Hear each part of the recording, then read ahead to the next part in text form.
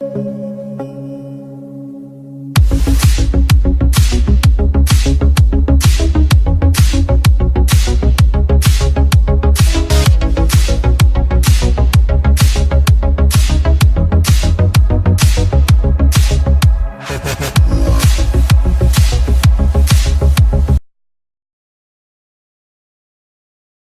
on passe tout de suite par les news. Alors, c'est une semaine très riche parce que Arcos a annoncé le PC Stick qui est un PC clé HDMI comme le Chromecast mais en PC.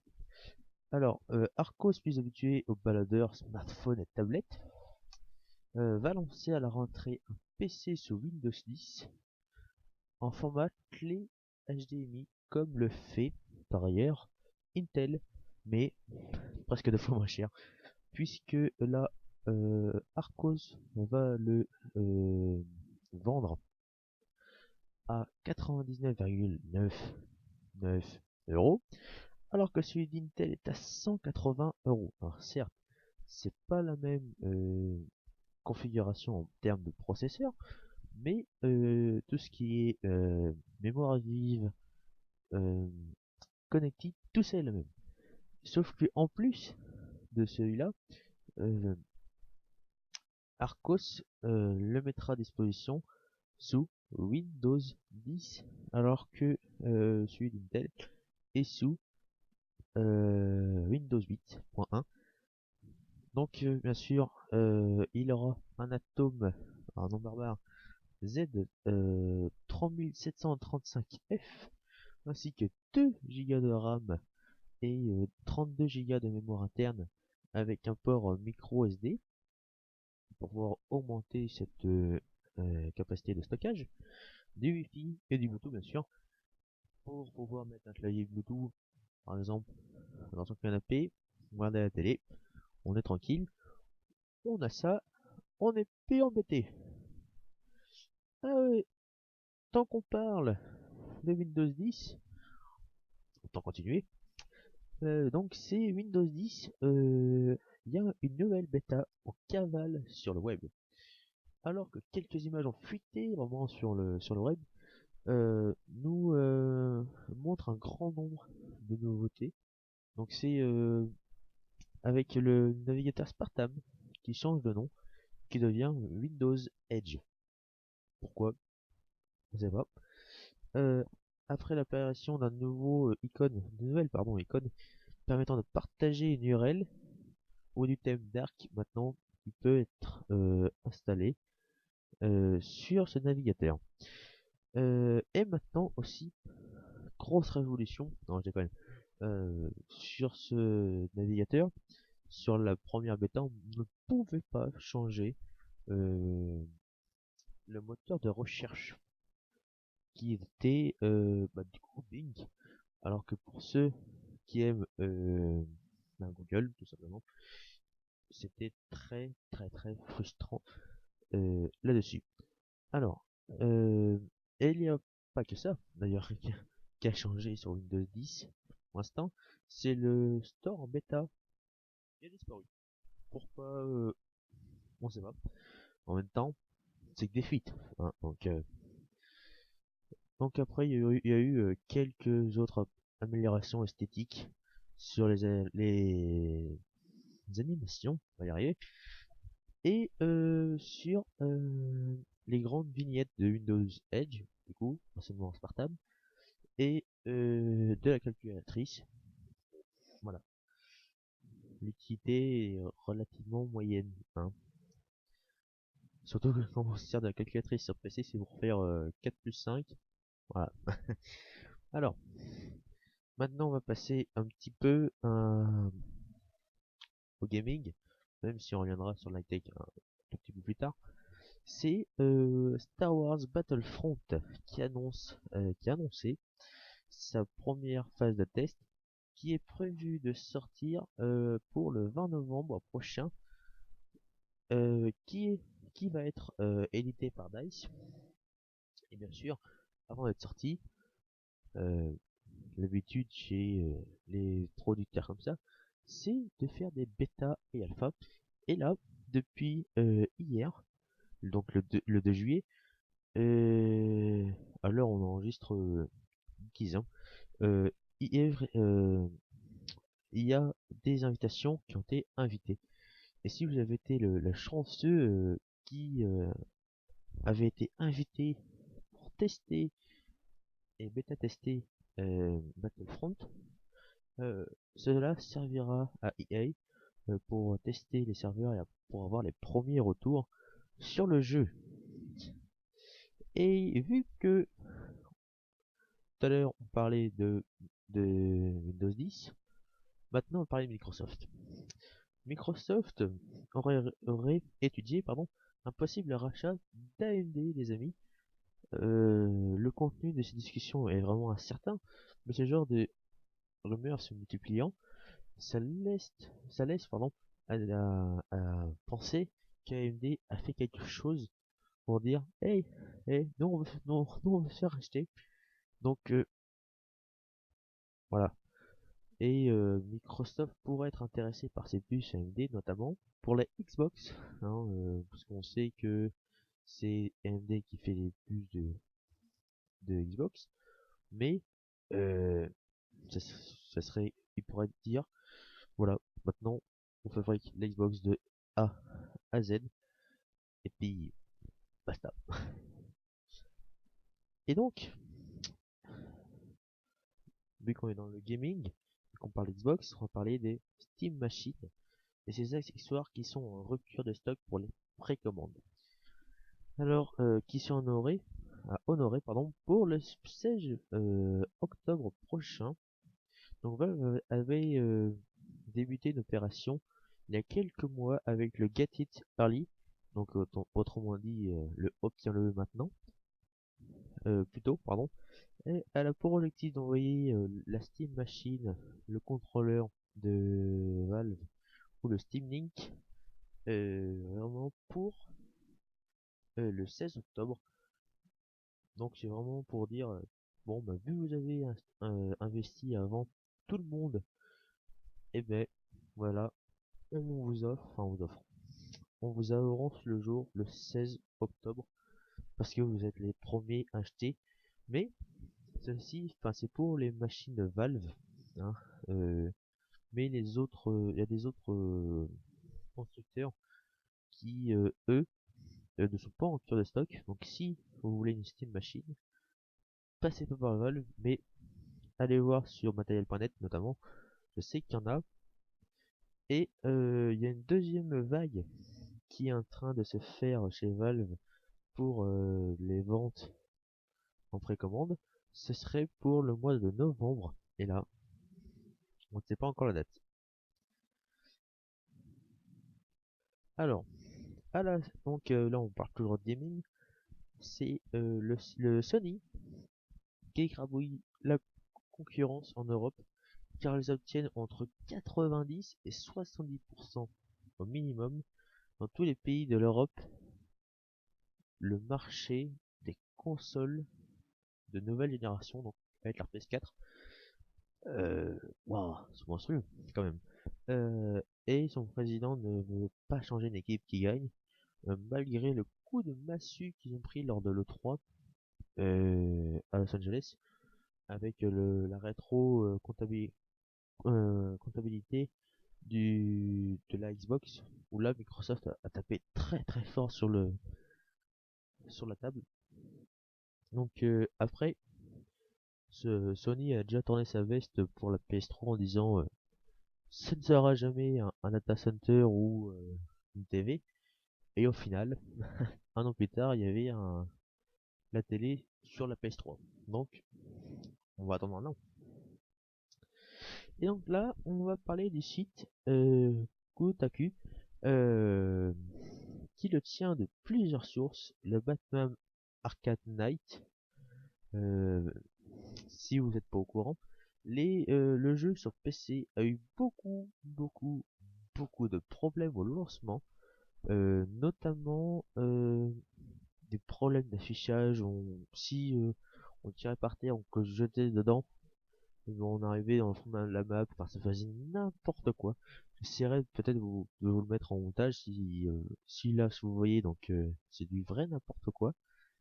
Et en fait, ce problème aurait été aperçu il y a plusieurs mois avant le lancement du produit, ce qui a entaché encore plus la sortie du jeu, puisque le coffret collector avec la Batmobile avait déjà été annulé, et là, gros carton rouge pour eux. Et donc on finit cette news, cette rubrique news, par encore Microsoft. Ça veut dire, oh là, pas beaucoup de Microsoft, mais après on va parler d'Apple. Comme l'année dernière, Microsoft propose aux visiteurs de la Comic Con 2015, qui aura lieu à San Diego du 9 au 12 juillet, de remporter les 19 Xbox One Collector. Donc là, vous les verrez au montage. Perso, j'aime beaucoup la Game of Thrones, hein. Mais bon, vu qu'on n'y est pas, on la gagnera pas. Donc voilà, c'était tout pour la rubrique news. Et maintenant, on va passer au comic.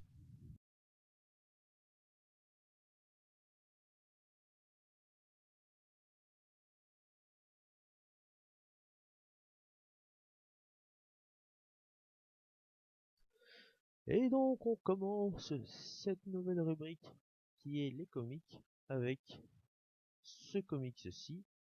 Hop, comme ça on voit mieux. Donc c'est The New Avengers, tome 1. Et donc il y a 6 épisodes de The New Avengers dedans. Alors donc, par contre, vous m'excuserez, mais je lis un petit peu parce que à retenir, c'est moins évident. Donc avec The New Avengers, Jonathan Hickman, qui est le dessinateur et l'illustrateur et l'écrivain de ce comics, poursuit la révolution des titres de la famille des Vengeurs. Et dans cette série, on se rend immédiatement compte que ce seront les Illuminati qui vont tenir le haut du pavé. Et oui.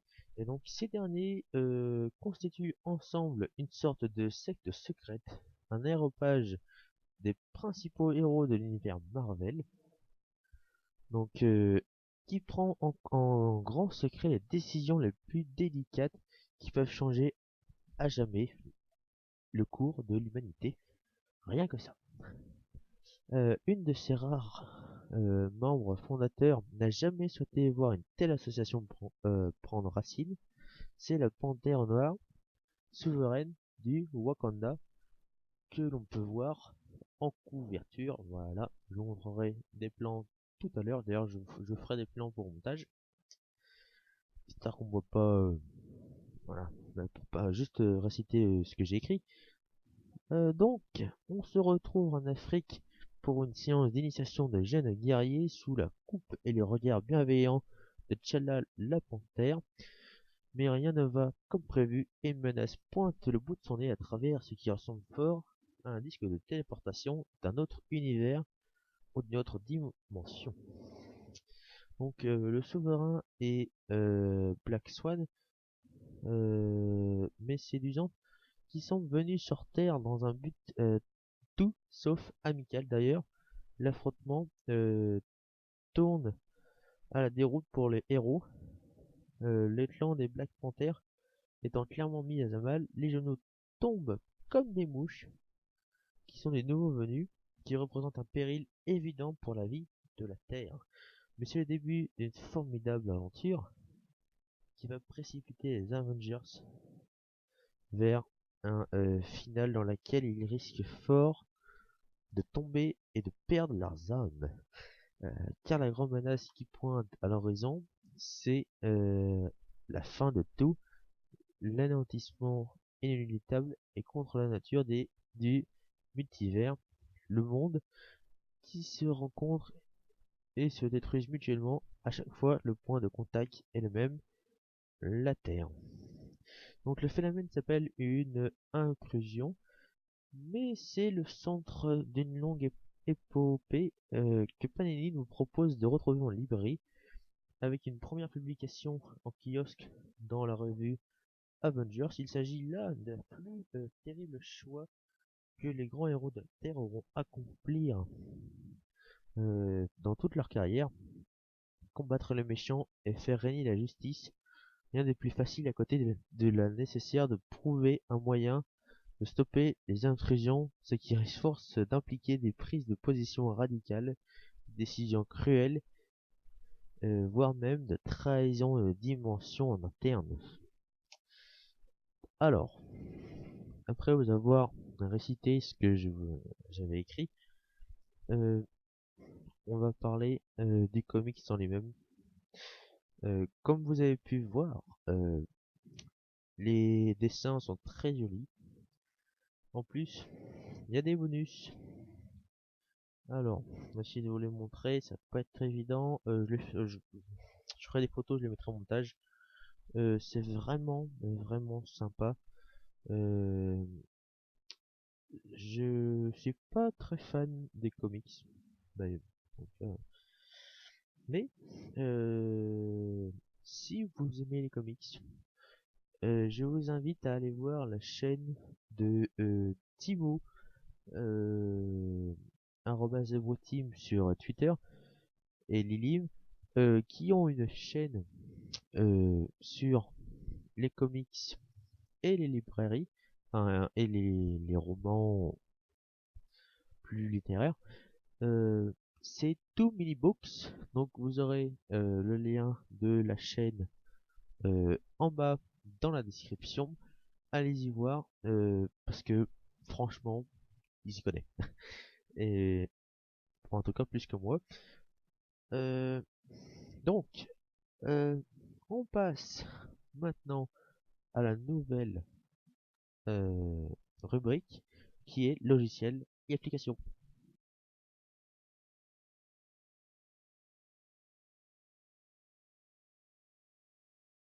Et donc, on se retrouve pour le test d'application et de logiciel. Désolé si le téléphone monte et baisse. Euh, pour Apple Music. Donc Apple Music a été lancé il y a 2-3 jours à l'heure où j'enregistre. Et moi j'aime beaucoup le rock. Et voilà, donc on va déjà parler du contenu. Donc il y a beaucoup de contenu. Euh, Quelque chose que j'aime bien aussi, c'est que par rapport à Deezer ou Spotify, il y a enfin tout pratiquement les groupes que j'aime en rock. Donc bon, il n'y a pas tout, hein. Là, n'en faites pas, c'est juste pour tester. Euh, voilà, donc il y a vraiment beaucoup de contenu. Donc on commence par l'application pour vous qui est une sélection d'après ce que vous écoutez, ce que vous avez regardé, ce que vous avez aimé sur lorsque votre première utilisation de Apple Music. On a un bouton nouveautés où on a vraiment toutes les nouveautés du moment euh, sur Apple Music.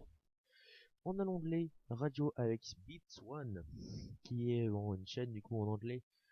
Pour nous francophiles, ça n'a pas un grand intérêt. On a la rubrique Connect qui est le réseau social de Apple pour Apple Music. Et bien sûr, ma musique en local, que ce soit de l'Apple Music ou la musique qu'on a achetée. Alors, moi, la qualité du réseau est pas mal, puisque par rapport à Deezer, l'égaliseur est vraiment top. Ensuite, ensuite le rendu son est tip top pour ceux qui ont des casques pardon, Beats qui vont vraiment vers les graves. Et là, Apple Music va être pardon, votre ami. Mais par contre, la chose qui m'a un peu embêté, c'est le premier soir, je n'ai pas pu sauvegarder en local, appelé là il y a une mouche, en local, mes chansons que je voulais. C'était un petit bug apparemment, tout le monde l'avait. Donc, ce qui m'avait un peu refroidi le premier jour en me disant oh putain ça commence à être la merde. Mais bon, c'était corrigé et maintenant ça marche. Alors, pour l'instant, moi j'exploite les 3 mois gratuits d'Apple Music. Et après, je ne renouvellerai pas l'abonnement. Parce que pour moi, Apple Music n'est rien de plus que Deezer, Spotify où j'ai déjà pardon, mes playlists de fête où faut pas me les retaper à chaque fois. Donc, voici de ce qu'il en est pour Apple Music. Et maintenant, on passe à la rubrique High Tech.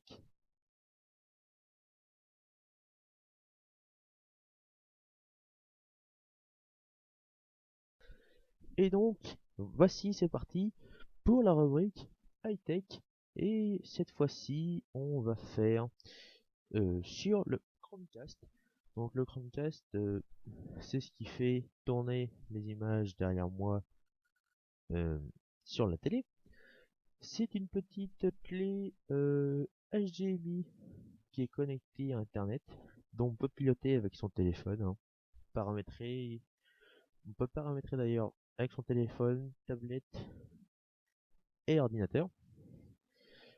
Euh, L'avantage de ce système, c'est que par exemple sur YouTube, j'utilise beaucoup YouTube, si vous regardez une chaîne tout simplement, vous avez un nouvel icône, un carré avec une espèce d'antenne Wi-Fi. Il suffit de cliquer là-dessus et de sélectionner le nom au préalable donné à la Chromecast. Et là, d'un coup, comme par magie, le Chromecast diffuse ce qu'il y a sur YouTube que vous auriez voulu mettre dessus. Mais vous pouvez éteindre l'application sur votre ordinateur ou téléphone euh, parce que le téléphone ne diffuse pas lui-même le contenu. C'est vraiment la Chromecast qu'il faut la chercher sur YouTube. Et ça, du coup, c'est top pour nos batteries de téléphone. Surtout que ils sont mis à rude épreuve avec ces chaleurs. Euh, alors, le prix déjà de la Chromecast est de 35 €. Pour ce qu'elle sait faire et ce qu'elle peut faire maintenant en bêta, c'est terrible. Notamment maintenant en bêta, elle peut streamer. Bon, c'est pas en super bonne qualité. euh, le votre screen d'ordinateur. Donc, par contre, on peut pas faire de l'étendue de screen comme traditionnellement quand on branche un écran comme je fais moi sur le PC, mais il le duplique. Donc, pour ceux qui n'ont pas de deux écrans, c'est une solution pour avoir une duplicata d'écran, mais en plus grand, surtout ceux qui ont les netbooks. Donc, bon, ça, c'est un vrai point positif. Ensuite, il ne faut pas tant de débit internet que ça pour que ça marche. Je m'explique. À Mont-de-Marsan, où j'habite en résidence pour étudiants, le débit est vraiment mais dégueulasse. Et pourtant, Chromecast marche correctement. Ici, à Angoulême, autant vous dire que j'ai 20 mégas en remontant. Donc là, c'est tranquille. La Chromecast est à son aise. Donc, par contre, on va parler un petit peu des points négatifs de cet appareil. Euh, c'est certes le prix est pas cher, mais on a juste la clé, le câble pour l'alimenter, et puis c'est marre quoi. Si une rallonge HDMI, mais c'est tout. Donc après, y a pour ce prix-là d'autres points faibles. Bon, si la boîte pas non plus extraordinaire, mais c'est pareil pour le prix. On peut pas attendre des boîtes ou des contenus comme sur des téléphones qu'on paye 6, 700, presque pour le 6 Plus 128 Go près de 1000 euros. Là, forcément, on attend quelque chose peu plus. Mais là, effectivement, pour 35 euros, difficile de trouver des points faibles pour cette petite appareil. Donc c'est fini pour ce petit rubrique high-tech.